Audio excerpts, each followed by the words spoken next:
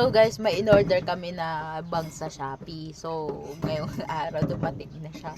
So, tignan natin kung bagay nga na yung bangs sa amin. Kasi, in-order yun ni ate kasi nga gusto niya daw mag-bangs. Hindi ko alam kung maganda yung resulta. So,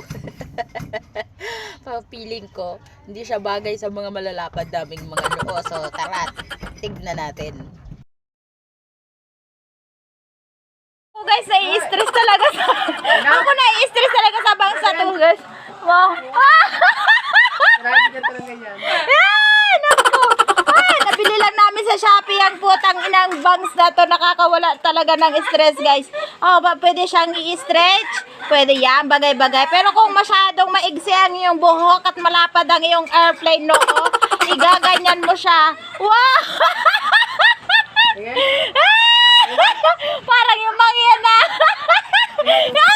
Ay, nako, nakakainis. Ay, nako guys. Yan si Idoy. Si Idoy. Oh my God.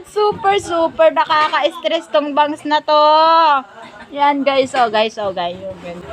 Kaka-stress talaga yung ano na yan. Yung bangs yung bangs ko talaga na ito guys. Kaka-stress talaga. Ma, kaya nga dito matingin daw ma. Dito ka kayo sa tabi ko ma. Dali ma. Yara, ikaw nga Yara. Kaya Yara kasi maliit ang mukha niya. Bagay. Pero sa mga malalapad na ano na si Idoy? Picture ako kayo dali. Guys, sukat na yung bangs ma. Sobrang taas naman. Kasi nga, mababa lang dapat ma. Dali, ako na yan. Sukat niya. Bababa. Yan. Medyo maganda. Expose natin yan.